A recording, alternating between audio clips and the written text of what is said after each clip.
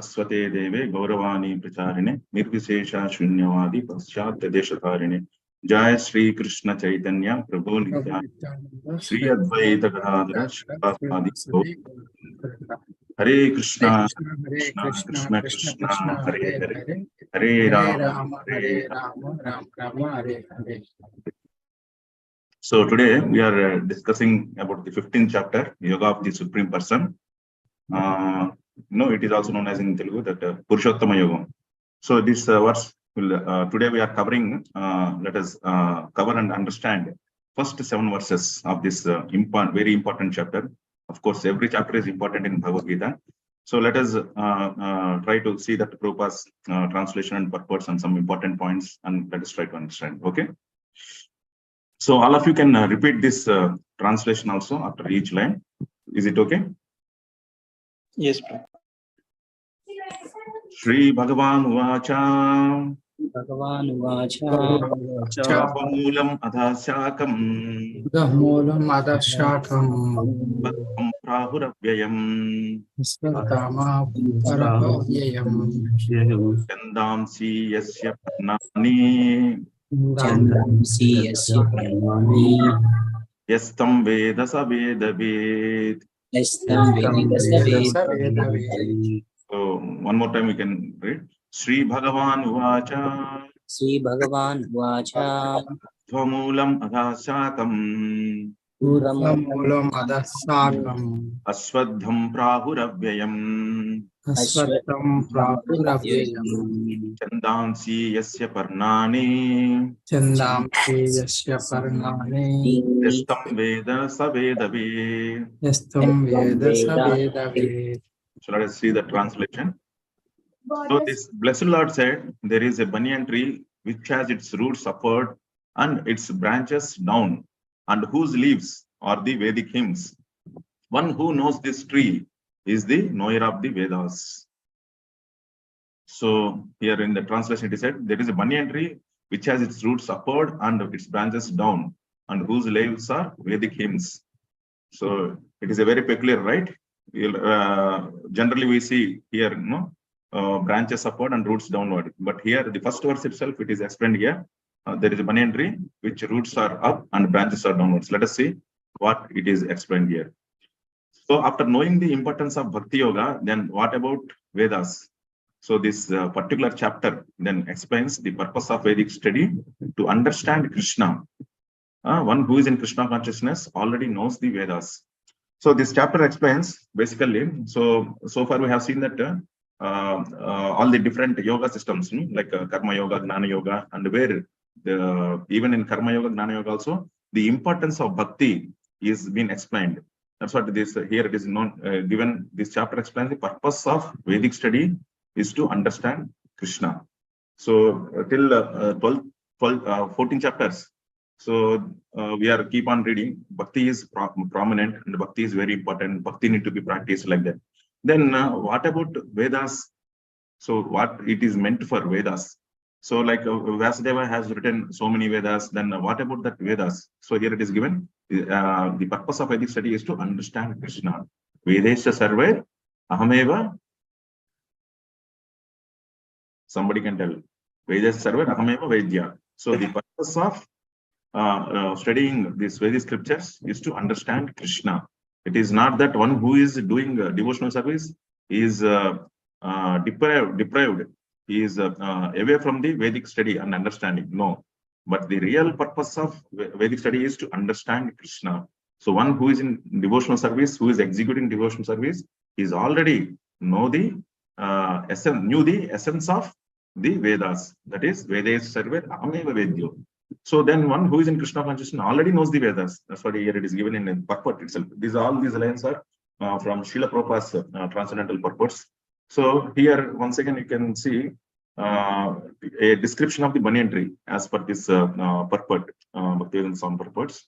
The entanglement of this material world is compared here to a banyan tree.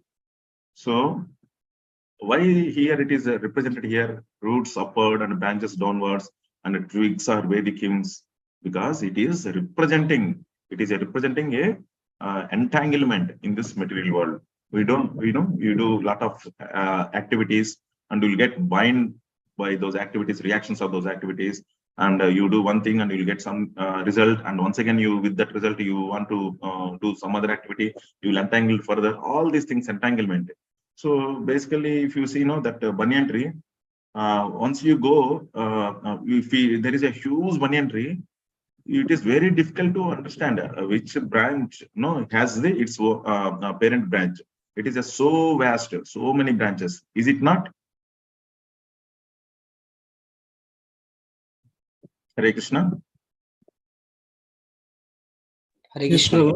Yeah, is it not? Once you approach a very vast banyan tree, don't you get confused which is the main branch, which is the sub branch, which is the root and sub root? Am I right? Yes, Prabhu. It's unclear. Right? It's very vast. It's very vast. So, so like that, if you once we are entangled in this karmic activities, it is very difficult to come out. That's what here it is. This banyan tree, reflected banyan tree, it is representing this entanglement of this material world. It is a representative. So for one who is engaged in these fruitive activities, there is no end to the banyan tree. That's what we cannot able to find any end. We can keep on branches, keep on expanding. So it will goes to many acres, right? So in Andhra, one place is where that world's biggest banyan tree. Anybody knows? That's in Mahbub Nagar, Prabhuji. Mahbub Nagar, correct. So that Mahbub Nagar, right? That is you are sure? Name I'm not getting. Yeah, okay. So, but that place is there in Andhra, here in Telangana. So, Yes, very world's biggest banyan tree. So that's what the tree of this material world has no end. And for one who is attached to this tree, there is no possibility of liberation. So, and once you are attached to this our actions and the fruits of action, so there is no possibility of liberation at all. You are simply busy in enjoying the fruits of your activities. That will be the case. So then what are these Vedic hymns meant for? The Vedic hymns meant for elevating oneself are called the leaves of this tree. So here, there's roots are there, branches are there. Once again, that attractive leaves are there. So that's so that attractive leaves are nothing but Vedic hymns. So that is the thing. So now you can see here, why understand this tree of illusion. So is my voice clear for you all? Yes, Prabhu. Yes, Prabhu. So you can see further, why understand this tree of illusion. So now why we are this chapter, it is a very beginning of the verse chapter. This first verse itself, it is being we are describing about this reflected banyan tree. So that's what here, why understand this tree of illusion. If one can understand this indestructible tree of illusion, then one can get out of it. So as you have seen, this in this starting portion of this verse, Urdhvamola madhasatam aswadham prahu avyayam. Avyayam means inexhaustible. It never ends. So that's what it's almost like a eternal. If one can understand this indestructible tree of illusion, then one can get out of it. Why we need to understand this banyan tree in this representation of this reflected way, so that you can get out of this entanglement. So then what is the need of understanding this process of extrication? So here it is clearly given. Till 13th chapter, the process to get out of this material entanglement by devotional service is the best. So the basic principle of devotional service is detachment from material activities, explained in the starting of this chapter, and attachment to the transcendental service of the Lord. So when you say that devotional service, it will be having two aspects: detachment from this material activities, then attachment to transcendental service of the Lord. So here in this 15th chapter, we are focusing on the detachment from these material activities. So how to get detached? So that is what we further see.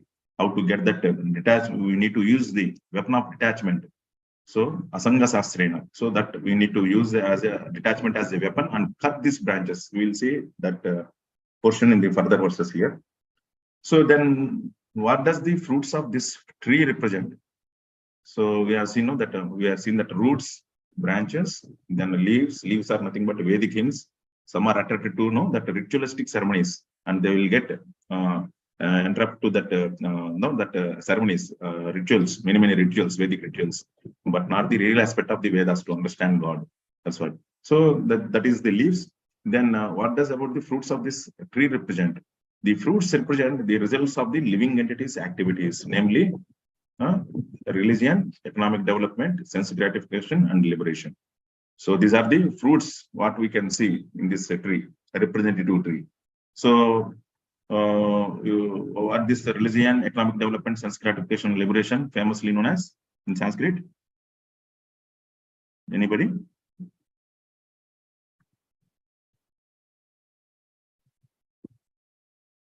What is the Sanskrit word for these four things? The fruits, the four fruits. Dharma, Artha, Kama, Moksha. Yes, correct. Good. So dharma, artha, kama, moksha. These are the fruits. What is the result of our actions? It is represented in this religion for the purpose of religion, economic development, sense dharma, artha, kama, moksha. This is the things we do. So here you can see, can this tree be experienced in this world? So you can just you can also ponder where this tree is visible in this material world. But here you can it is given explained here in this purport. The tree can be found beside a reservoir of water, where you can see the reflected water. Sorry, where you can see the reflected tree. Only it is possible in water, right? Yes, sir. So the tree can be found beside a reservoir of water. So the tree of this material world is only a reflection of the real tree of the spiritual world. So what we are discussing about this banyan tree, which roots are upward and the branches are downward, it is having it's a real tree. So when you see a reflection, what does it mean? It is having a real object also, right? Yes. Yeah. So you see any shadow or reflection, what does it mean? It is having its own, its original, it's a true object also. So like that, here we are talking about this reflected tree. That means this tree of this material world is only a reflection of the real tree of the spiritual world. What Srila Prabhupada says in many times. So this material world is a reflection of anyone? Reflection of spiritual world. Yeah, yes. So this material world is nothing but a reflection of the spiritual world. So that reality is in spiritual world, not in material world. Material world is just like a shadow. So here, the same similar way, this tree, banyan tree, what we are seeing and discussing about in this chapter is a reflection of the original tree in the spiritual world. So just like this reflection of the spiritual world is situated on desire, just as the tree's reflection is situated on water. It's a very good analogy here. You can understand nicely. So just like for this reflection, now what is the base in this material world for this banyan tree? What is the base? It is water, right? Yes, yes, water. So water is the base for its reflection. Similarly, the reflection of the spiritual world is situated on desire. So you can see here desire. So this is very important. Only because we are desiring to lord over this material nature, to show our dominance, to want to enjoy independently. That and all, it is because of our desire. So similarly, this the tree we are discussing about here, this reflected banyan tree, for it is the base is water. Just like for spiritual world, desire is the basis for the reflection of spiritual world. So desire is the cause of things being situated in this reflected material light. So that's what we are discussing. Desire is the cause of things. So then the question comes, how to cut off this relationship from this tree? So here also it is given this information. One who wants to get out of this material existence must know this tree thoroughly through analytical study. So like that Sankhya philosophy. So here Bhakti element also we'll see.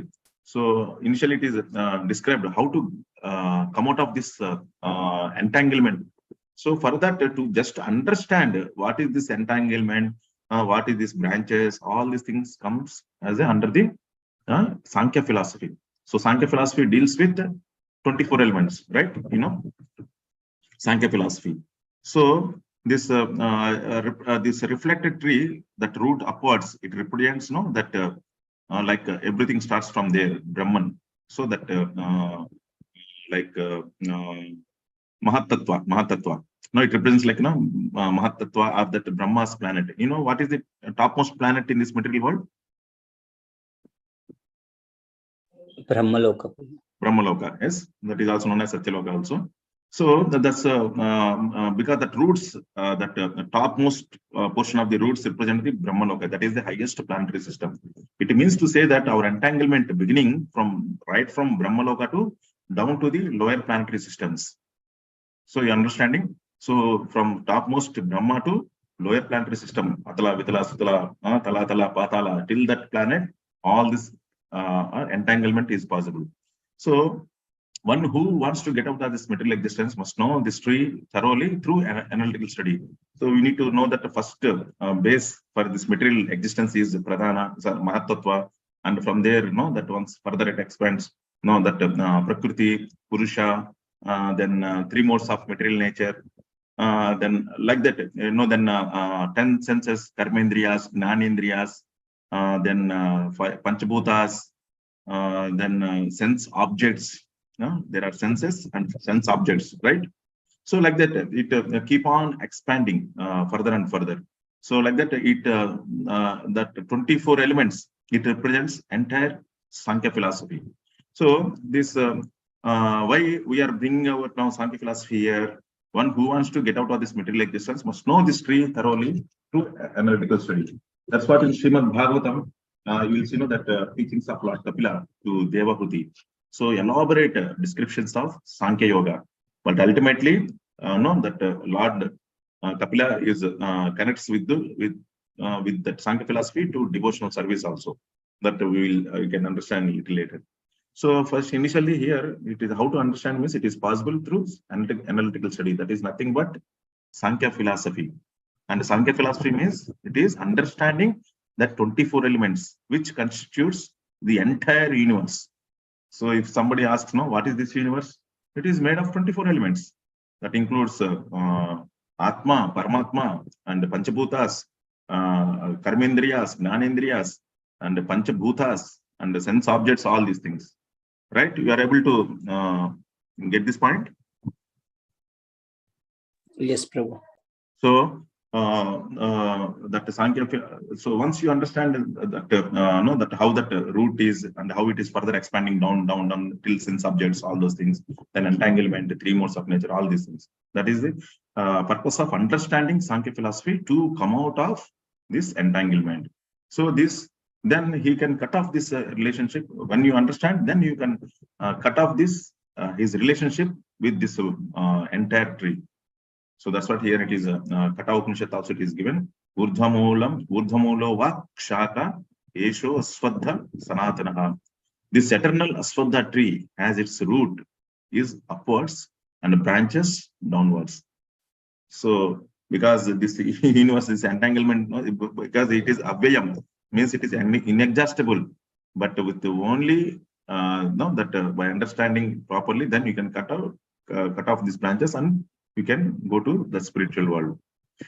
So then what is the purpose of Vedas as disclosed by the Lord?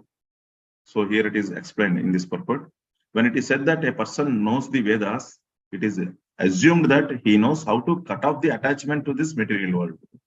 So one tells, I know that many Upanishads, many Puranas, many Itihasas I have read. Then what is ultimately the purpose? It's not that posing oneself as a scholar. I became a big scholar now. So by reading all these things, no. But what is the real purpose of knowing Vedas? It is assumed that he knows how to cut off attachment to this material world. That is the real purpose of studying the Vedas. If one knows that process, he actually knows the Vedas. That is the test of knowing whether one knows the Vedas or not. Everybody can say, I read, I understood, I repeated many times, I mugged up many verses, slokas. So is that the real purpose? No. Remembering slokas and all that things and quoting, all these things are essential. But at the same time, what is that one? We need to know that ultimate purpose of the knowing the Vedas is to come out of this entanglement. So you can see here, second point, one who is attracted by the ritualistic formulas of the Vedas is attracted by the beautiful green leaves of the tree. So somewhere, so when no, it is given, no, what is it? So ye ma'am pushpitam vacham means very no, that lot of this mantras, chandas, they will tell, no, that mantras and all, they will get attracted to for that. One who is attracted by the ritualistic formulas of the Vedas is attracted by the beautiful green leaves. This initially we have discussed, no, this leaves, green leaves, attractive green leaves, nothing but this ritualistic formulas of the Vedas, mantras. He does not exactly know the purpose of the Vedas. He is just attached to the rituals. In Vedas, so many rituals, for a specific purpose, one specific ritual like that. So many rituals. So if you just attract to that rituals alone, then you are missing the real purpose of the Vedas. That's what here you can see, no? You can see it is assumed that he knows how to cut off this attachment. If you are nicely performing rituals and if you are getting attached to this material world, then what is the use? It's no use. You'll be here for eternally in this material world. So purpose of Vedas as disclosed by the Lord himself is to cut down this reflected tree and attain the real tree of the spiritual world. So as we are from beginning, we are as discussing this real tree is in spiritual world. We are now discussing about only a reflection of the real tree, which is in material world. So then why here it is brought here, this Ashwadha tree concept. So for that also, Prabhupada has given one reference. Here you can see in Bhagavad Gita, in the 15th chapter, it has been described as shadow, Uldvamaulam Adasakam, Aswadham Prahurapiyam. Aswadham, we have got experience of a banyan tree. It is very durable. It stands for many, many hundreds of years. Therefore, this material world has been compared with Ashwadha tree, very durable and very expansive. It goes on increasing. That's what it is known as inexhaustible. It keeps on increasing, it expands. So that's what Lord Krishna also says, no, among all the trees, I am Ashwadha tree, right? You heard that sloka? Yes, Prabhu. I mean, Krishna explains different things. Yeah, his Vibhuti, his opulence in this material world, he keep on explains. So I am the Himalayan among mountains, I am the Ganges among waters, I am the Ashwadha among trees, I am the lion among animals, like that. Lord explains his omnipotency. So then what is the materialist understanding this universe? Here it is given, the impersonalists take Brahma to be the root of this material tree. So impersonalists, they don't accept the personal form of the Lord. They don't accept the Satchitananda Vigraha of the form. They don't accept the form, original form of the Lord. So the impersonalists take Brahma to be the root of this material tree. From the root, according to Sankhya philosophy, come Prakriti, Purusha, then 3 gunas, then 5 gross elements, then 10 senses, mind, etc. Just we discuss now how that how to understand this through Sankhya philosophy, like that. If Brahma is the center of all manifestations, then this material world is a manifestation of the center by 180 degrees. So we are saying no here. So that the root's origin is from Brahmaloka, we are telling, or Brahmaloka, or that Mahat Tattva. So then it is considered as that is the plane for reflection. So it is understand that a reflection means 180 degrees other side and 180 degrees this side. So like that, it is exactly a off plane. So that's what Brahma is the center of the all manifestations. Then this material world is the manifestation of the center. So just from that, it is a plane from where it is reflected. And you can see here, the world is the perverted reflection. So the spiritual world must have the same variegatedness, but in reality, so you need to understand this. So as we are saying, this is a reflection. So there also, whatever varieties you are seeing in this material world, same varieties must be there, right? So like, just like your shadow. So you will be having 2 hands in your original form. In your shadow, how many hands will you be having?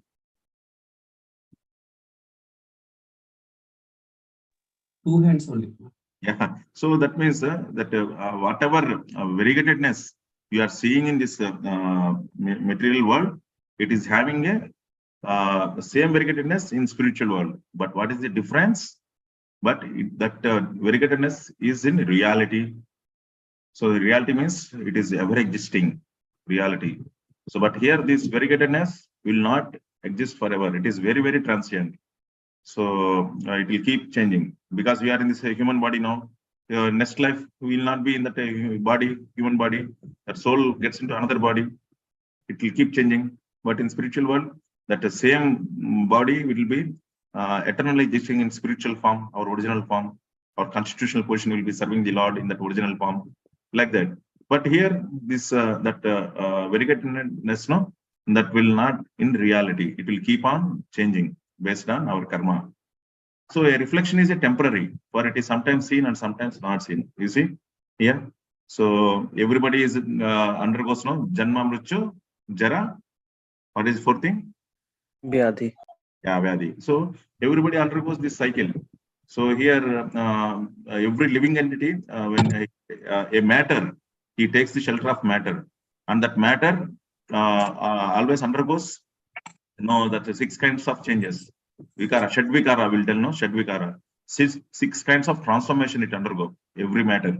So it first grows, it takes birth, it grows, and it leaves byproducts, and it becomes dwindle, and it becomes finally vanish. It becomes vanish. So like that. Here that variegatedness is not in reality. So it will keep changing because of the transformation of the matter. Soul is eternal, but the soul has taken the shelter of the matter. That's what it will keep on undergoing the changes. So the banyan tree takes its roots and is created. So the seed of the creation is in the spiritual world. Sa Akshata, Sa Astrajata. The creation is coming from the spiritual world. So spiritual world means kingdom of the God, Narayana, Hare Krishna. This cosmic manifestation has expanded downward, and the root is the supreme personality of Godhead. Just as we are saying now, that the roots are there in the upward, but for that roots, what is the cause? What is the origin? Seeds. That seed is the that seed is given by Lord only. Otherwise, that is not possible. So here the banyan tree takes root and is created. So the seed is the seed of the creation is in the spiritual world. Seed of the creation. So here you can see that as the Lord confirms in Bhagavad Gita, Aham Sarvasya Prabhavaha. So he is the source of all spiritual and material worlds. Matta Sarvam Pravartate. Aham Sarvasya Prabhu. Matta Sarvam Pravartate. Everything he is the source, and everything is emanating from his transcendental body. So, but for both for spirit and matter, he is the source. And here you can see seed of the creation in the spiritual world. Is in the spiritual world. So this material world is now described, compared with banyan tree, which has its roots upward, above. That means this material world is created from the spiritual world. You are understanding this one? Yes, Prabhu. So this material world is created. So just like the banyan tree, it takes its roots and it is created. So the seed of the creation is in the spiritual, same as above. This it is in one more reference from Upanishads, Taittiriya Aranyakas. So he who knows now this tree with root upward and branches downward will not believe that death will kill him. See how nicely it is stated here. So one who understands this tree, this tree is full of entanglement of material activities. So one who knows the process and one who understands what is this banyan tree, banyan tree, and the process how to cut these branches and come out, then that person, he will not believe that death will kill him, because he knows that it is death will never kill the soul. Death is only for material body, not for the soul. So that understanding will be very clear for him. So here you have seen in Bhagavad Gita also one lecture, Srila Prabhupada quotes, perverted reflection. So and another explanation is that perverted reflection, we have got experience of Urdhvamola on the bank of a river or bank of pond, tree is standing, but the reflection, we find that same tree has become Urdhvamolam Adhasakam. So by this statement, Krishna says that this is not real. That reflection is not, reflection in the water of the tree is not real. Real trees are similarly real enjoyment. See, real enjoyment, real varieties, everything is in the spiritual world. It is simply a reflection. It is not fact. Therefore, our enjoyment here is called Maya or illusion. So in the later slokas, Krishna has described how to get out of this Mayic reflection and go to the real tree. See, Prabhupada is describing it as a he is describing it as a Mayic reflection. Very nice word Prabhupada has used here, Mayic reflection. So this verse is clear then? Yes, Prabhu. Yeah, so we'll move on to next verse. So you can repeat after me. Adaschordham prasrutastasya sakha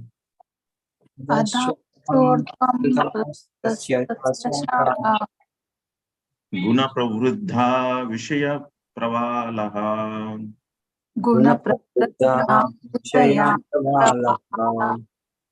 atastamulani anusantatani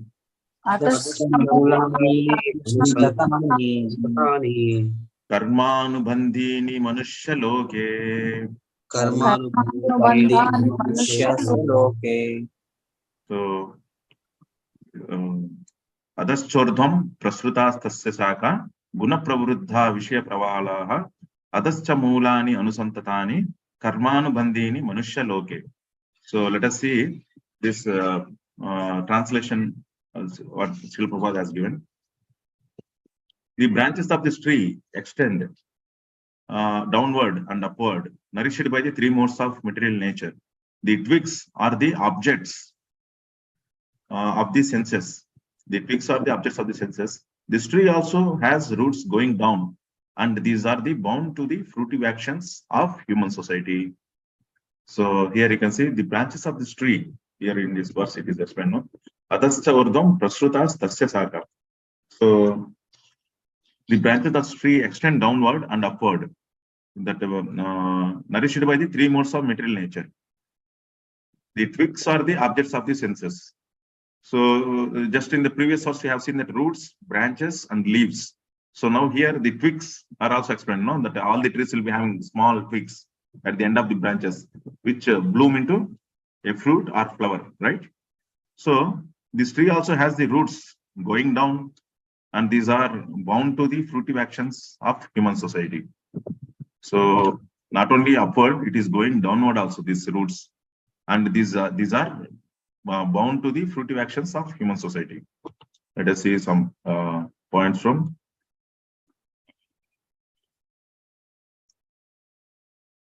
Yes, somebody has raised a hand. Any question?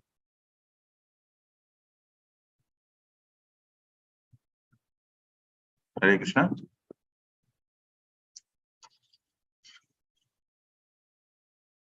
Pankaj, somebody raised a hand.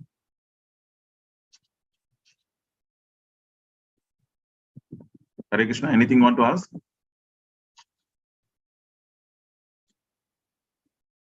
Hare Krishna. Hare Krishna, Pankajji, do you have any questions?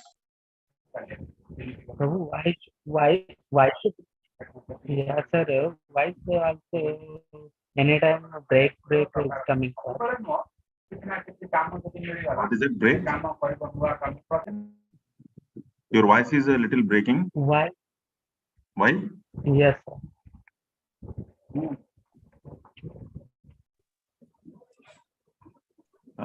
Can you note down that question? We can and finally we can see that one. Is it okay? Prabhu, I think he is trying to say Prabhu. that your voice is breaking. Achha, voice is breaking. Yeah, maybe Yeah.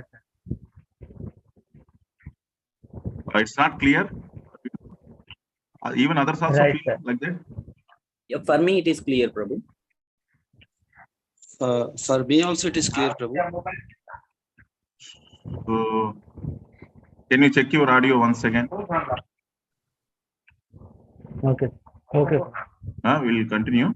So, so here, as we have seen that first verse till that branches and leaves. So here, the further description of the this tree is given here. The twigs of the tree are considered to be the sense objects. Though the twigs are at the end of the branches, it is known as sense objects. What are the sense objects? So here also it is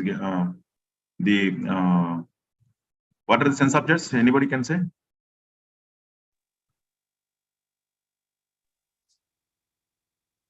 We are having senses Ears, and sense objects.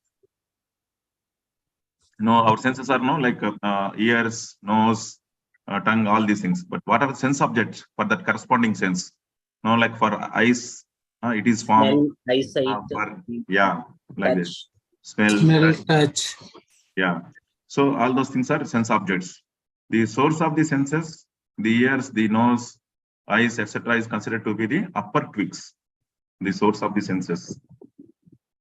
So the leaves, here it is given leaves, but they are twigs, I guess.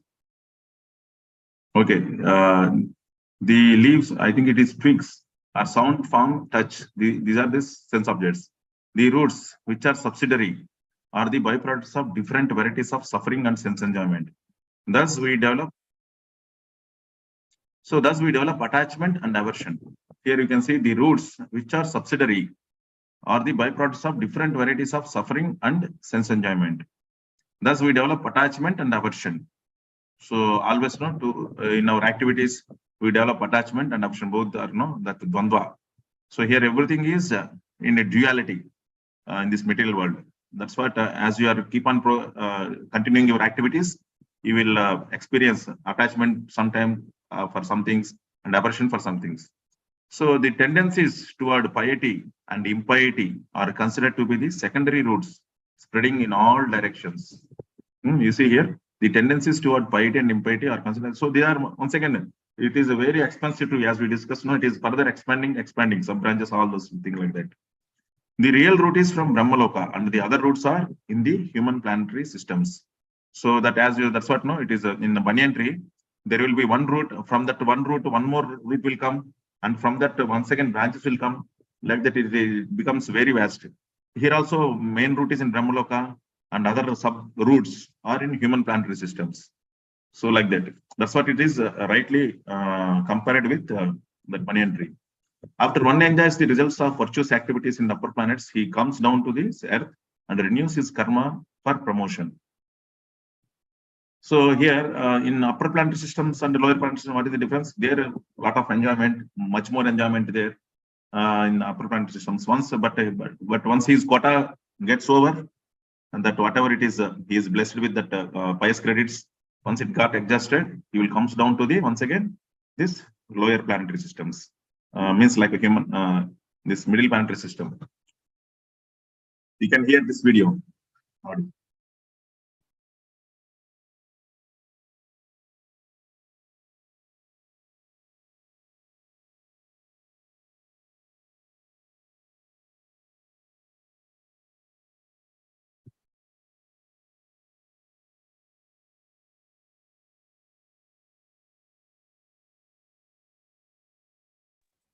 Hare Krishna, voice is not audible, Prabhu.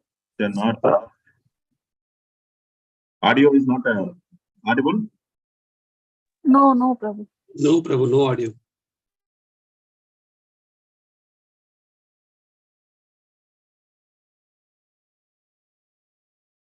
Prabhu, you have to share the audio also in this while sharing the screen, Prabhu.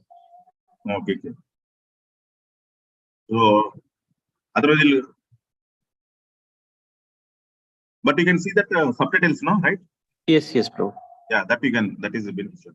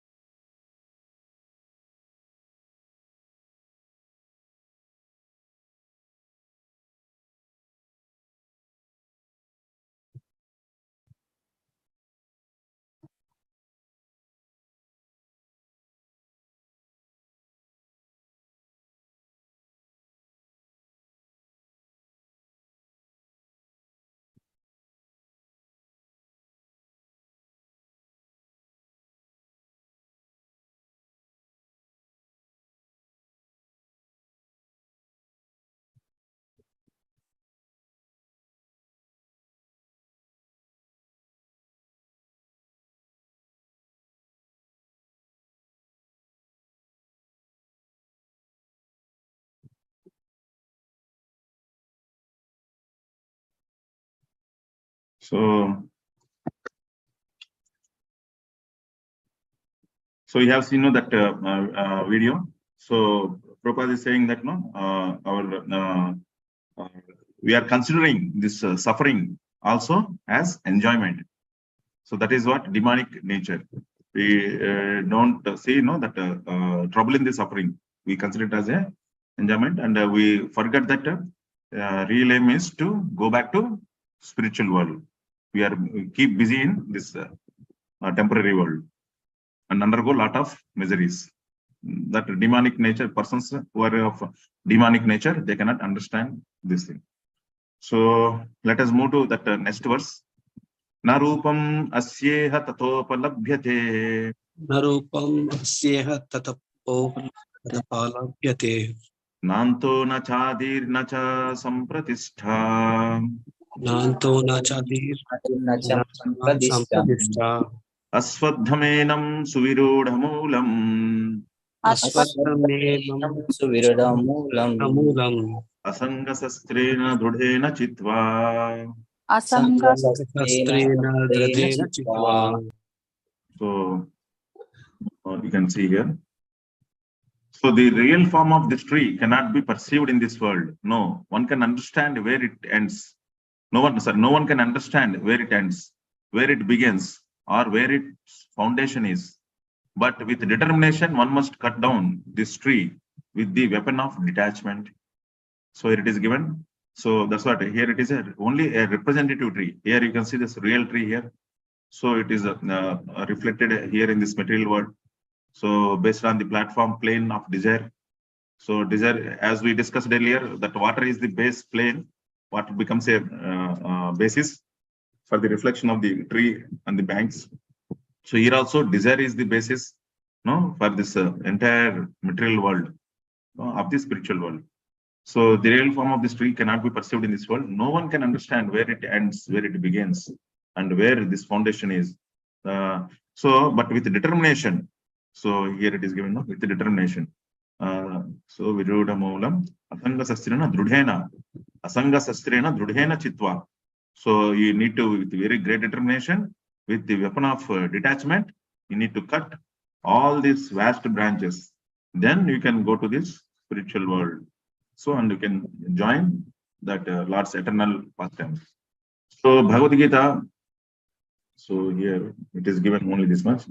So let us move to next verse. Tatah padam tat parimargitavyam. Tatah padam tat parimargitavyam. Tatah padam tat parimargitavyam. Tatah padam tat parimargitavyam. Yasmin gatana nivartanti bhuya. Yasmin gatana nivartanti bhuya. Tameva chadyam purusham prapajye. Tameva chadyam purusham prapajye. Yatha pravritti prasruta purani. Yatha pravritti prasruta purani. So we'll see the translation. So doing one must. Just a second.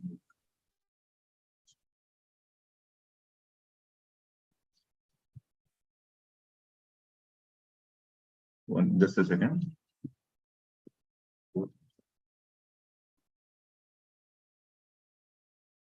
Yeah, it is divided 3 and 4. Okay.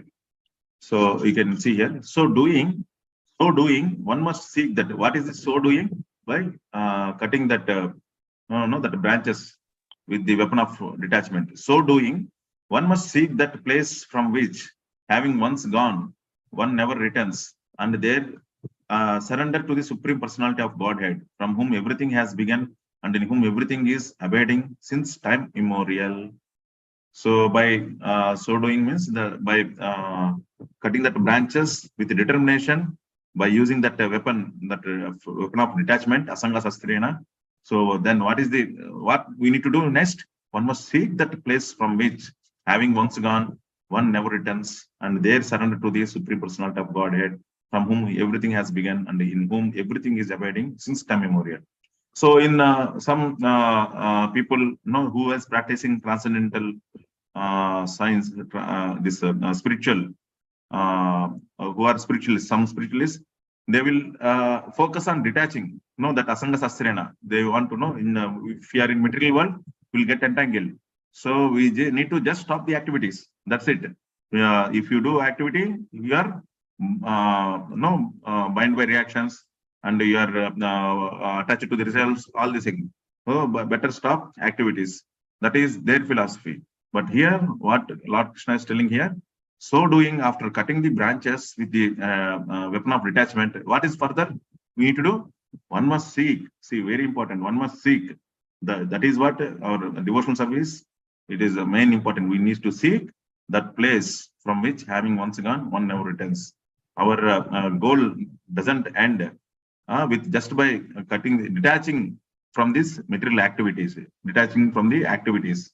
But at the same time, we need to seek that place from which, having once gone, never returns. That transcendental abode, Paramdhama, we need to focus. So there, Lord is residing, and who is source of everything. We just have seen Ham Sarvasa Prabhu. So that place we need to see. So can one perceive this tree in this world? The real form of this banyan tree we cannot understand in this material world. No one can see how far this tree extends, nor can see the beginning of this tree. Yet one has to find out this cause. One has to search out this origin of this tree, the Supreme Lord, through the association of the persons who are in the knowledge of the Supreme Lord. So then, as we are seeing that Sankhya philosophy, that it is consisting of 24 elements, so that we can understand the universe. And what further? What is the final goal of Sankhya philosophy? You need to see that supreme cause, the Supreme Lord. So Sankhya philosophy is just not about knowing that elements, 24 elements. In that Supreme Lord also one element, Jiva, Atma, Paramatma also is there. The Supreme Lord, you need to understand the Supreme Lord through the association of the, how we can understand? By the association of the persons who are in the knowledge of the Supreme Lord.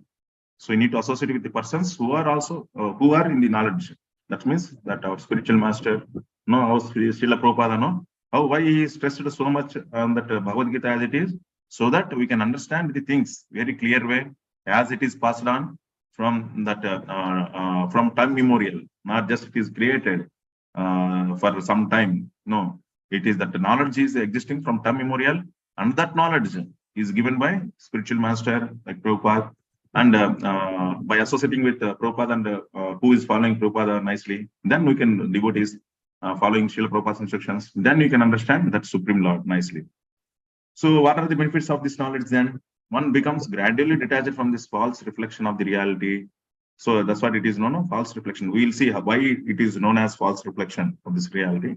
By knowledge, one can cut off this connection and become situated in the real tree. So by understanding all these things, our aim is to be cut off, to detach from all these things.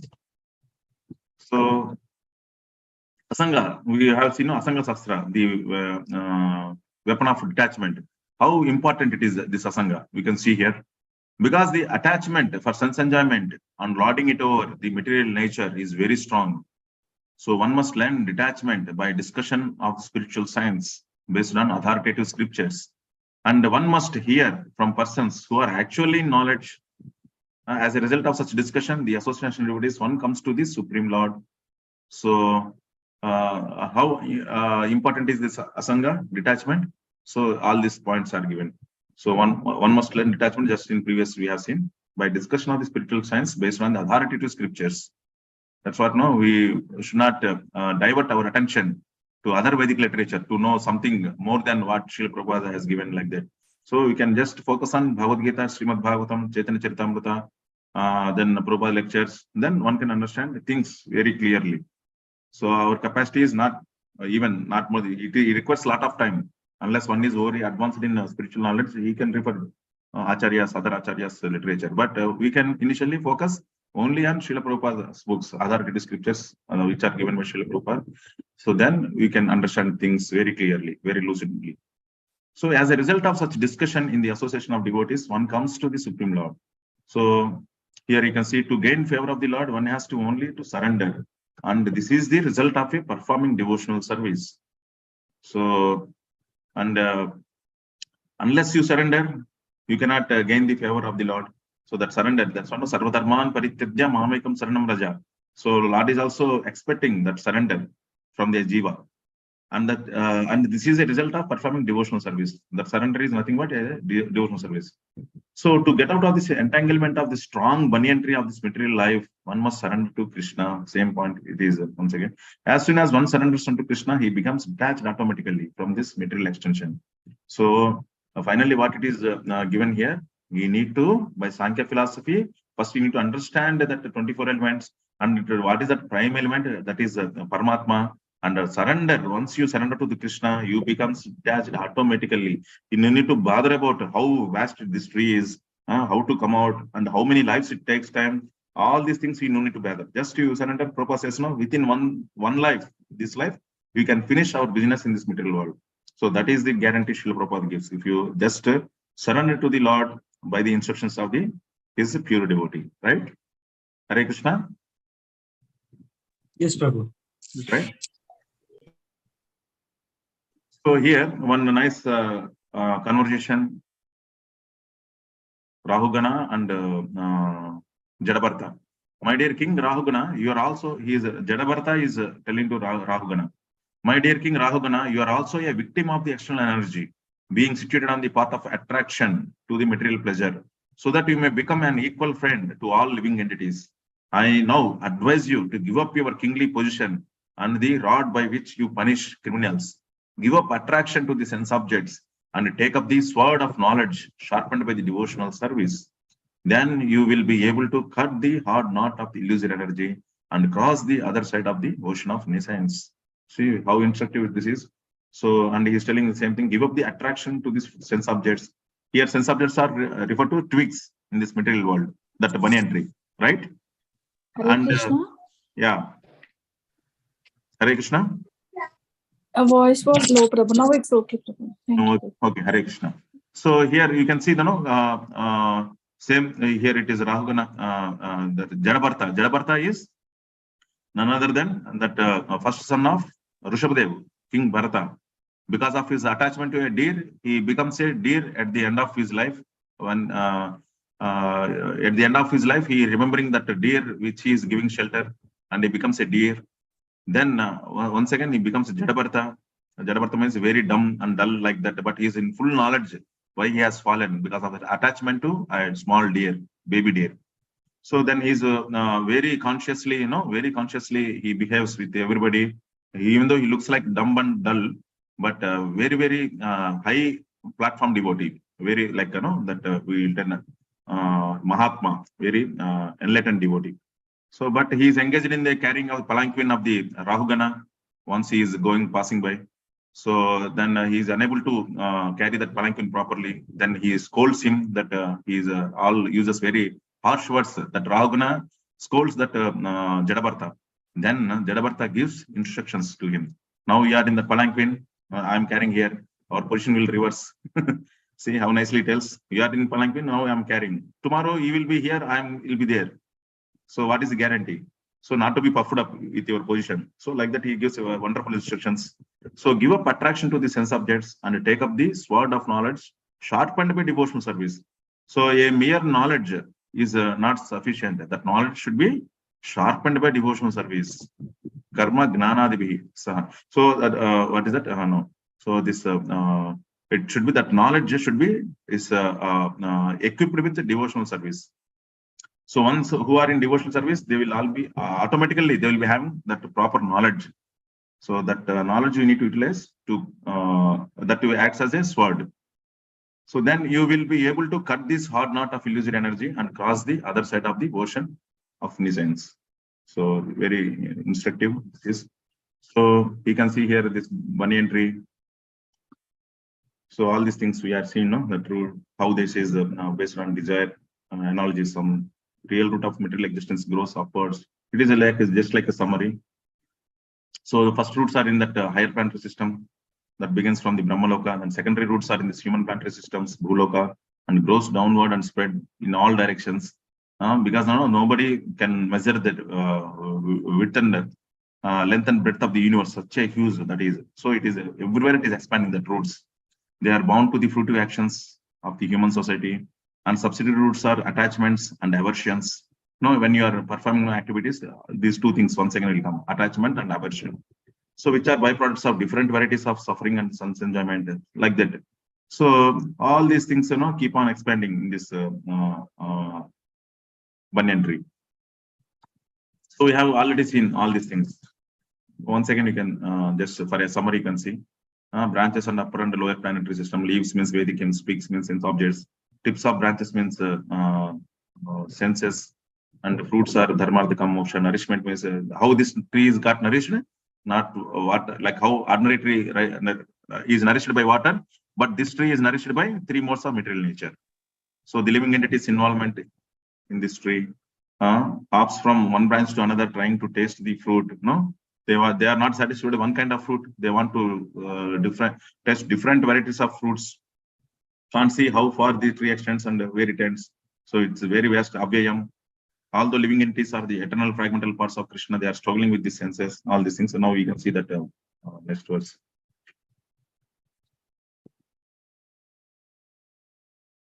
So here it is once again given. Here properly from him how this detachment develops. So about the relationship between the Lord and the living entity and the surrender to the Lord, it is given here through the spiritual master, and no false prestige that he is Lord of material nature, and no in illusion, gives up false association, free from dualities. So these are how we can surrender to the Lord. These are the qualifications. So it is possible only through the spiritual master. We should not have that false prestige, all these things. So I think it will be there explained in this verse, Bhagavad Gita. So we'll go to that next sloka. So Nirmana Moha Jita Sangha Dosha. Nirmana Moha Jita Sangha Dosha. Adhyatma Nitya Vinivritta Kama. Adhyatma Nitya Vinivritta Kama. Adhyatma Nitya Vinivritta Kama. Adhyatma Nitya Vinivritta Kama. Dvandvair Vimuktai Sukha Dukkha Samgne. Dvandvair Vimukta Sukha Dukkha Samgne. Dvandvair Vimukta Sukha Dukkha Samgne. Dvandvair Vimukta Sukha Dukkha Samgne. Gachanti Amudha Padamavyayam Tat. Gachanti Amudha Padamavyayam. So you'll see Nirmana Moha Jita Sangha Dosha. So Nirmana without seeking rest, Nirmana Moha without illusion, Jita Sangha Dosha, conquering that bad association. All this we'll see this one. So one who is free from illusion, Nirmana, that's what it is, first word, Nirmana Moha. One who is free from illusion, false prestige and false association, and these are the qualifications. One who understands the eternal, who is done with material lust and is freed from the duality of happiness and distress, and who knows how to surrender unto the Supreme Person, attains to that eternal kingdom. See how many qualifications are there to go to, we need to acquire to go to this eternal kingdom. So one who is free from illusion, false prestige, false association, Sangha Dosha, we will know, Satsanga and Dusanga. So false association, the Sangha Dosha. Who understands the eternal, who is done with material lust and is freed from the duality of happiness and distress, and who knows how to surrender unto the Supreme Lord. That's that previous verse we are discussing. So unless surrender is the prime importance, attains to that eternal kingdom. So many qualifications you see. Must be free from illusion, false prestige, false association. So we need to nicely read this translation purport again and again. So what is this qualifications required to go to that eternal planet? We will come to know. So the first qualification is that one should not be. So just a second. Hare Krishna. So because the conditioned soul is puffed up, thinking himself the Lord. So because the conditioned soul is puffed up, thinking himself the Lord of the material nature, it is very difficult for him to surrender unto the Supreme Lord. So first one is Nirmana, that is prestige, puffed up. because of conditioned soul is puffed up, thinking himself to be the Lord of material nature, it is very difficult for him to surrender unto the Supreme Lord. So solution is one should know that by cultivation of the real knowledge that he is not Lord of material nature, but the Supreme Lord is the Lord. When one is free from delusion caused by pride, he can begin the process of surrender. So one is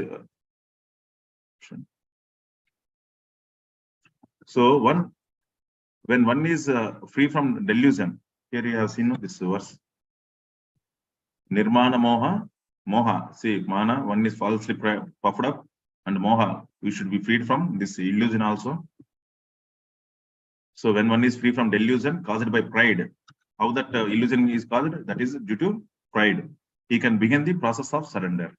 So in that previous verse, you have seen, ultimately through Sankhya philosophy, we need to know that prime root, Lord, and we need to surrender. But for surrender, what is the qualification? We need to free from delusion caused by the pride. Then only it is possible to surrender. So freedom from illusion. Pride is due to illusion. Illusion means one comes and goes from this world, but still thinks to be the Lord of the world. Thus makes things complicated and always in trouble. The entire world is under this false impression.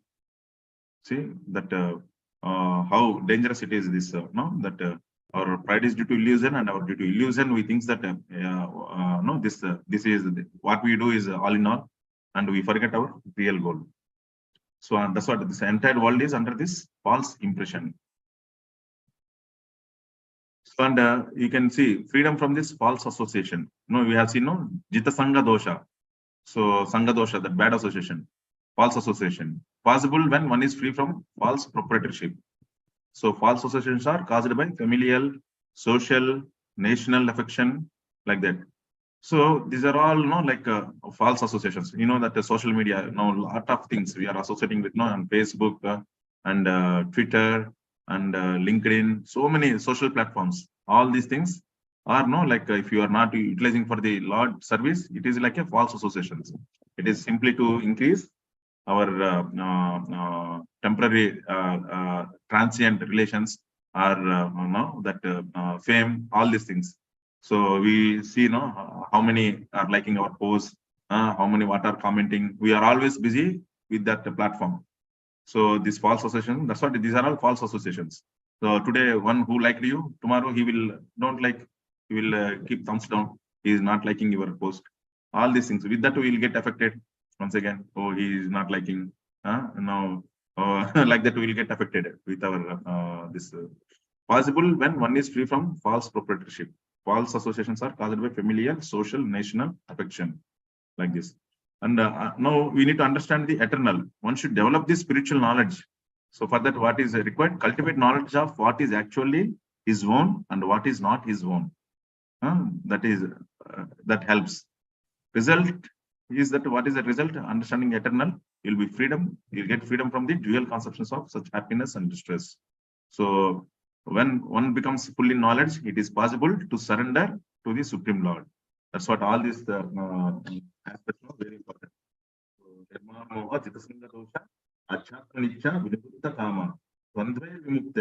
So you need to be get free from this dvandva, sukha, dukkha, all these things. Then you will be possible to surrender to the Lord. So here is the same thing elaborated in this lecture. We can see the last para dvandva vimukte sukha dukkha sangne gachanti amuda. So that the eternal kingdom, which is never destructible like this material world, can be approached by amudha. Amudha means one who is not bewildered by the attraction of this false enjoyment. So because now we are hooked up to this false enjoyment, but one who is not bewildered by the attraction of the false enjoyment, so he can reach this eternal kingdom. And one is situated in that supreme service of the Lord is the right person to approach that eternal kingdom. So we need to seek such a person's association who is situated in that knowledge and who is achar and prachar, who is situated and who is behaving like that. And one is situated in that supreme service of the Lord is the right person to approach that eternal kingdom. Otherwise, if you go to false gurus and false spiritualists, so you will not get that result. Only they can, by their association, we can get that knowledge. With that knowledge, we can get that weapon, that power of detachment. All these things will be possible. Then surrender, then going to that eternal kingdom. All this possible only by approaching or surrendering that his devotees also, Lord's devotee. So you can see here, sixth sloka. We can repeat. What is that eternal kingdom? We are all talking about now. We need to go to that our spiritual world, eternal kingdom of the Lord. So what is that one? We can see here. You can repeat. Natad bhashayate suryo Bhashyate suryo sasanko na pavakaha yadgatva na nivartante Yadgatva tadhama paramam mama. paramam mama. So Prabhupada, Srila Prabhupada, many lectures he keep on repeating. Once you gone there, you will never come back. Right? You have heard it many times. Yes, sir. In Srila Prabhupada lectures, you will keep hearing. So once you gone there, you will never come back. That's what Yadgatva na nivartante. Tadhama paramam mama. Param dhamam. So what is Lord's about? It is param dhama. So what is that eternal? We are all talking about now. Now we need to come out of this, get detached from this banyan tree, reflected banyan tree, and cut all these branches and come out of this banyan tree and go to that original object. Here we are talking about reflection. So with asanga, that what is that? Asanga sastrena. With that weapon of detachment, you need to, and by then surrendering to the Lord, and then you go to spiritual world. And what is that spiritual world? No, why we need to why we are talking about that spiritual world? So it is not even illuminated by sun, moon, not electricity or fire, and that is not thing we are talking about. Once you gone there, you will never come back to this material world. That is our aim. Prabhupada says, no, always in the many lectures, Prabhupada ends like this. So do execute a devotional service nicely, then go back to home, back to Godhead. Many lectures still Prabhupada says like that. So our aim is to go back home, back to Godhead, our real home, eternal home. So here you can see that abode of mind is not illuminated by the sun or moon, nor by electricity. One who reaches it never returns to this material world. This is very important. One who reaches it never returns to this material world. Otherwise, in material world, we will keep on traveling from one Brahmanda to another Brahmanda, from one Jiva to another Jiva. It's a keep on endlessly, the chain continues. Unless you take surrender to the Lord with Nirmana Moha, Jitasanga Dosha, with all that qualities you can surrender. Then once you surrender, then you can reach this eternal abode. So you can see here, because Prayagraj, those raised hands. Hare Krishna, Prabhu. Yeah. I have a question here. Prabhu, in 5 minutes, you can close and you can have questions little. Is it okay? Yeah, sure, Prabhu. Sure. Is it okay? So let us see some few more slides are there. So this one, because of all planets are self-luminous and their shining effulgence is called Brahmajyoti. All effulgence comes from the planet of Krishna, Goloka, Vrindavana. So even that planets, why they are self-effulgent? They're all self-effulgent. So original that effulgence, all effulgence comes from the planet of Krishna, Goloka, Vrindavana. So 1/4 of the spiritual sky is covered by Mahat Tattva, which constitutes the material world. So 1/4 of the spiritual sky. So actually, originally this spiritual sky, what is this material world?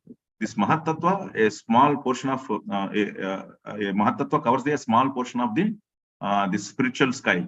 That's what that covered portion is known as material world. You understand? That covered portion of the spiritual world is known as material world. That is nothing but we tell Mahat Tattva. So this material world has only one self-luminous planet, the sun. But there in spiritual sky, every planet is self-luminous. So, but in this material world, entire universe is illuminated by the sun planet. So powerful the sun is. 2 stages of living entities: conditioned stage, living entity in this dark and in this dark material world. Conditional stage. So there are 2 stages of the living entities here: conditional stage and liberated stage. In conditional stage, what happens? He considers himself to be the lord of the material world. But whereas liberated stage, he reaches to the spiritual sky by cutting through the false perverted tree of material world and thus becomes liberated. That's what now this entire chapter is talking about. That cutting all that branches of this banyan tree.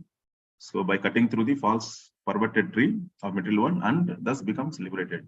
So then he what happens after going there? He becomes an associate of the Lord, enjoys eternal life of full of bliss and full knowledge. See, eternal life, Sat Chit Ananda. So he enjoys in the association of the Lord. That our original features. And once you go there, no chance of coming back here. It is explained here. So that's what here it is told. One should be captivated by this information. So you need to desire to transfer to the spiritual world and extricate from perverted reflection of reality. So once you know the information, then only you get attraction, right? So once you one should have the information first of all. What is that spiritual world? What is the benefit of going there? What is the disadvantage of being here? What is the advantage of going there? Once you go, you want to go to next job or you want to move to next this one place. You see, know what is the disadvantage here? What is advantage there? Otherwise, you don't give up this job, current job. So there is some hike, some work environment is nice and is close to your home. So many aspects you will see there. And how is the management? Then you want to develop the desire to move to next place of work, right?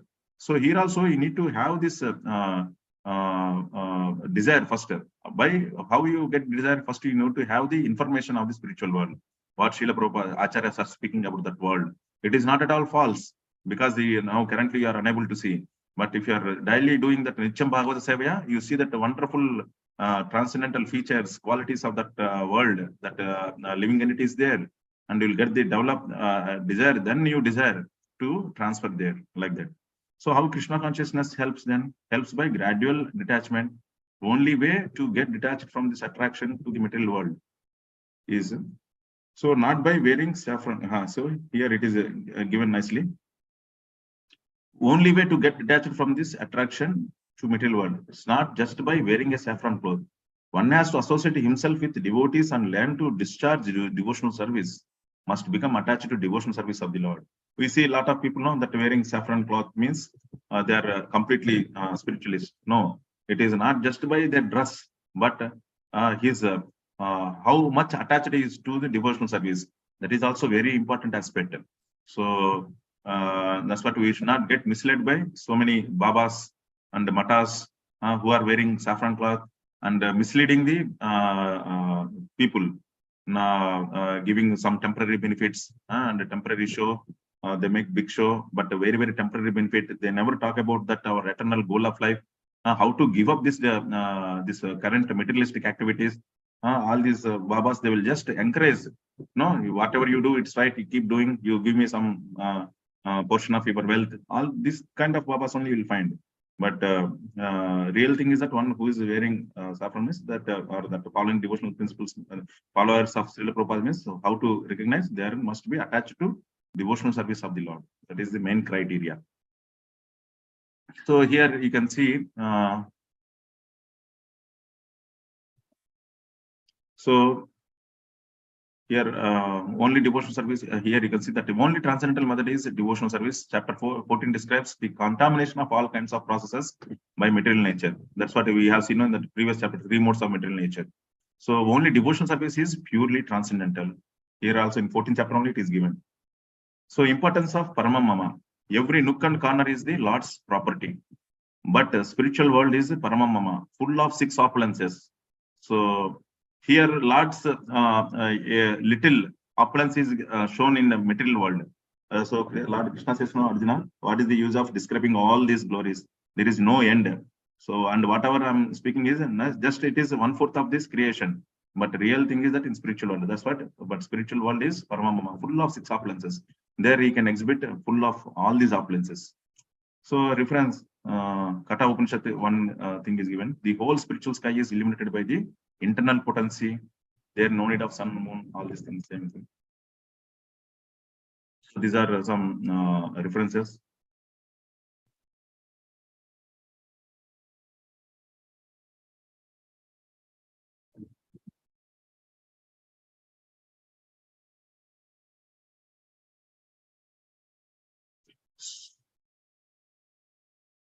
So you are unable to hear voice, right? No, Prabhu. So I'll do one thing. I'll just skip because here captions also not there. So I'll try to share later this video or audio of this video.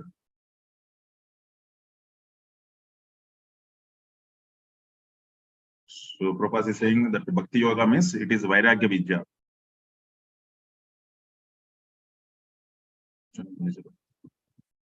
So I'll just so this is one of the Sarvabhauma Bhattacharya's famous prayer, Vairagya Vidya Nija Bhakti Yoga. So Bhakti means it is all automatically involved this detachment. Vairagya Vidya Nija Bhakti Yoga. So I'll just skip this video, later we can see. So last verse of this today's session, we'll go through this one. Mamevamso jivaloke Mamevamso jivaloke Jiva Bhuta Sanatana Jiva Bhota Sanatanaha Manasasthani Indriyani Manasastani Indriyani Prakritisthani Karshati. Prakristani Karshati. So, very popular sloka in Bhagavad Gita. Prabhupada quotes many times this Mamevamso jivaloke Jiva Bhuta Sanatana. So how that every living entity is a amsha, that conditioned soul, even that conditioned soul within this world, Jiva Loke, Jiva Bhuta, Sanatana. Eternally, he is a amsha of Lord. We'll see this exact translation. The living entities in this conditioned world are my eternal fragmental parts. Due to conditioned life, they are struggling very hard with 6 senses, which include the mind. See, so we are all talking about this, how to come out of this perverted reflection. This material world is a perverted reflection of spiritual world, and there that soul, that entangled soul, is struggling very hard due to conditioned life. They are struggling. Why it is known as conditioned life? Because we have taken the shelter of that matter. So we have taken the shelter of the matter. So that soul has taken the shelter of the matter, and it is conditioned in that's what all the dualities, and always there is limitations, there is no proper full freedom, all those things conditioned. That's what. So they are, because of that conditioned life, they are struggling very hard. Manasasthani Indriyani Prakristani Karshati. They're struggling very hard with the 6 senses, which include the mind. So senses means it is master of the senses is here the controller of the senses is mind. So here you can see that what is the identification of the soul. So it is the eternal fragmental part and parcel indicated by the word Sanatana. Not that Jiva assumes individuality only in conditioned state. This refutes the Mayavada philosophy. It's not that they will tell no. So once we liberate, we'll get merged in the Supreme Brahman. So here it is very clear sloka to defeat the Mayavada philosophy. Only Jiva, they are individual souls in the condition stays in this material world. Once you liberate, there is no individuality. You all become one. There is no difference. No, that God and then living entities, no difference. Everybody is God. That's what they're understanding. Everything is one.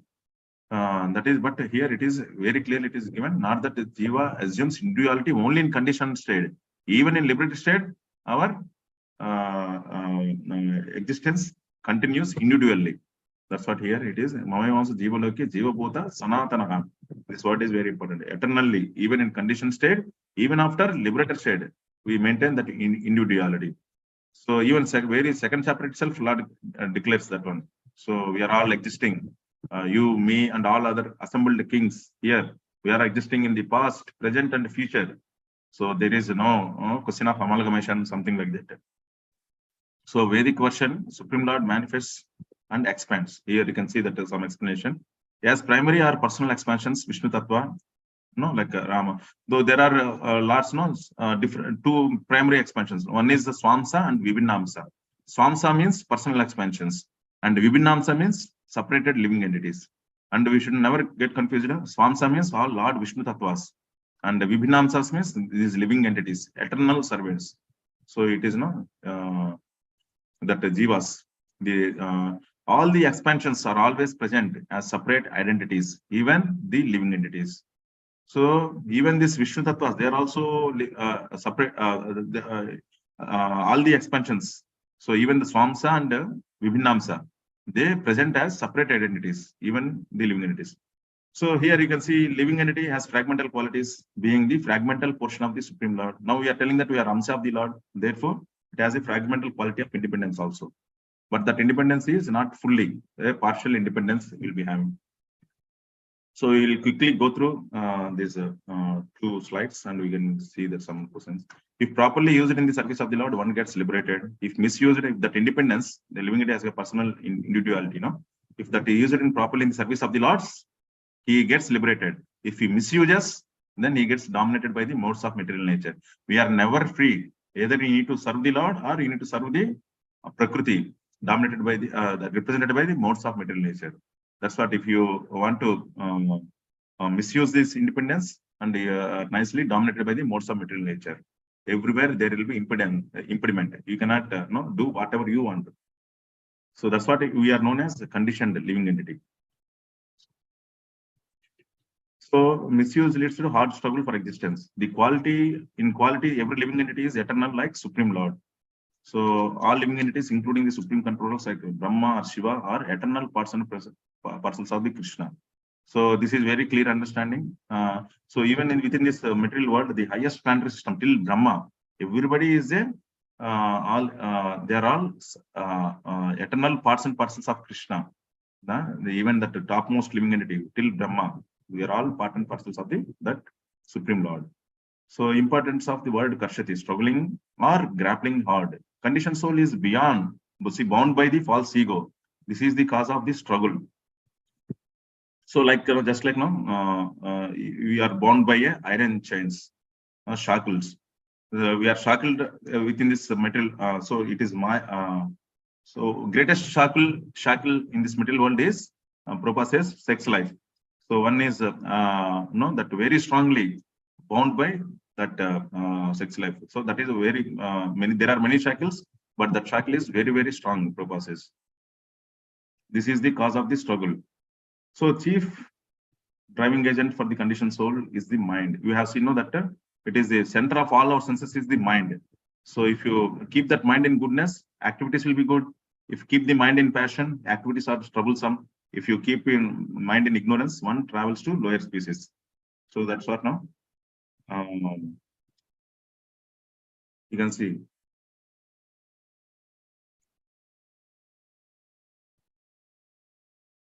So we can see that Shruti and Smruti, some references. Majjanindaniya. In spiritual world, one gets spiritual body and can talk and hear with the Supreme Lord face to face. This is from Shruti and Smruti also it is given. These are evidences from Shruti and Smruti how that living entity is individual and it is a part and parcel. One lives in the same bodily features as Supreme Lord and expansions of the Vishnu Murti. See that once you liberate and go to spiritual world, you get the same bodily features as Supreme Lord.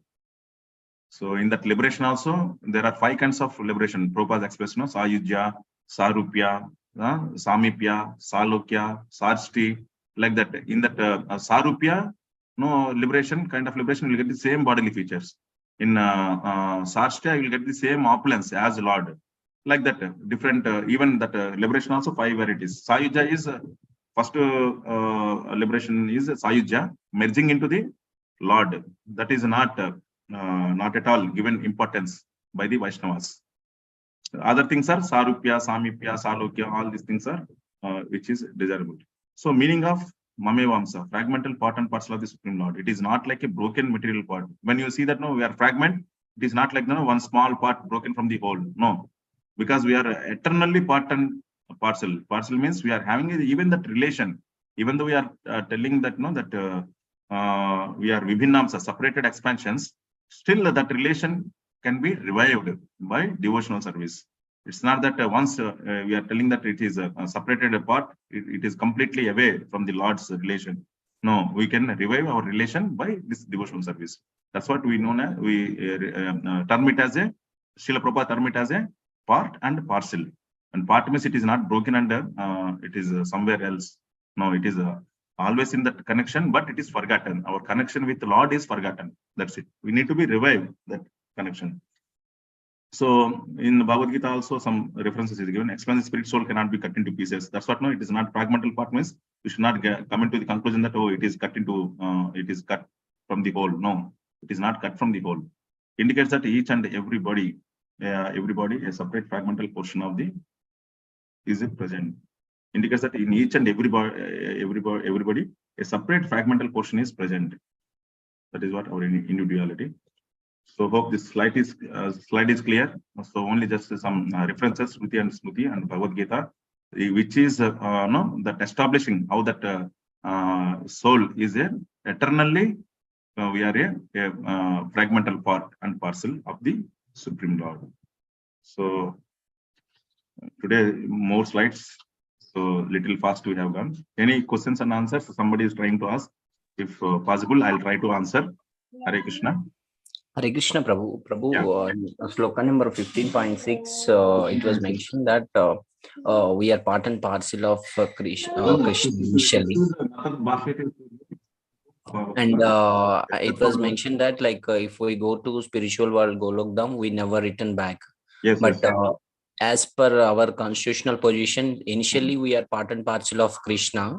And because of our desire and lordshipping, all those things, we came from Golokdam to this material world, right, Prabhu? Yes. So is it, I mean, I am thinking those both Conflicting. Contradicting each other, because we already came from Golokdam to material world, and again it is saying if we go there we cannot come back. So that's what. So Prabhupada, Srila Prabhupada explains through one Vaishnava song very nicely. Anadi karma phale. Anadi karma phale means because there is a when we have come here in this material world and how we have come, it is very, very difficult to understand. When we have come here, how long we are doing our karmic activities here, it is very, very difficult to understand. So, but the clue what Acharyas gives being here, now our business is to understand how to go back to Godhead. So it is not important that how we come, how we fallen here. Instead of that, we need to give importance how to go back to that eternal world. So things will be clear as we are advancing in our service, devotional service. So even if it is revealed also, even we cannot able to understand all that this philosophy, that science, why we came back here, when we came back here, if we are eternally situated in spiritual world, why we came here in the material world. So that thing, it is a little difficult to understand now, but the importance what Acharya is giving now is to take the process by which we can go back to the world. So yadgatva nivartante tadhama paramam mama. So once you go to the world, you will never come back to this material world again. But you can see that Lord himself and Lord's pure devotees, they will come again and again. Yada yada hi dharmasya glanir bhavati bharata. So they will come again and again. So just like a prison house will be there. So in prison there is a superintendent. So he can come and on his own and he can come out, but he is never bound by that material laws there. So like that, Supreme Lord and his pure devotees, representatives, they can come time and again. So to liberate, to give the clue for the liberation, for that to take the process to get liberated from this material world to again get transferred to the spiritual world. That is the main understanding. But as of now, we can. It is difficult to understand if you are eternally situated in spiritual world, how we came here. And even some lecture Srila Prabhupada says that it is not like fallen means directly from spiritual world you fallen from thousands of miles into the material world. It's also not like that. And it is just like forgetting our relationship with Lord in that sense also. That gives a little clarity for us if you understand that explanation by Srila Prabhupada, one explanation. So it is not like fallen means you fallen from some 50th floor or 100th floor. Our understanding as present is like that. But it is good that to think of how we fallen like that also. But now we can understand in a material perspective only. So fallen means from height we have fallen. No, fallen in the sense also Prabhupada says we are forgetting our relationship with Lord. That's what Bhakti Yoga means, revival of our relationship with the Lord. What Prabhupada says, even from this material world, within material world, you can make every place as a Vrindavan. Because by the process of devotional service, by our continuous service to the Lord, that place becomes a Vrindavan. That's what Prabhupada says, where there is a devotional service, that is not at all material world. that is also pockets of Vaikuntha. You remember that Prabhupada saying this material world is pockets of Vaikuntha. So what is that? For Lord, there is nothing, matter and spirit, nothing like that. That matter you engage in the service of the Lord, that becomes a spiritual world, spiritual. That becomes a spiritual world. That reason becomes a spiritual world. So Madhya Prabhu also gives always a nice example that embassies. These are like embassies of the spiritual world. So every country will be having their own embassies, in the respective countries. Like that, Lord will be also having his embassies like dhams. So that Vrindavan, Mayapur, Jagannath Puri, all these things, and wherever pure devotees traverse, that's what wherever Srila Prabhupada traverse, Chaitanya Mahaprabhu traverse, all those are also like a pilgrimage, that place of pilgrimage, and good potency there to get liberated. Is it okay? Yeah, yes, Prabhu. Thank you so much for the explanation, Prabhu. Yeah, Hare Krishna. Any other? Can close. So we'll close here. Thanks for participating. So let us nicely practice our devotional service to please Srila Prabhupada and Nitai Govinda and Radha Krishna. Okay, Hare Krishna. Jai Srila Prabhupada. Hare Krishna. Hare Krishna.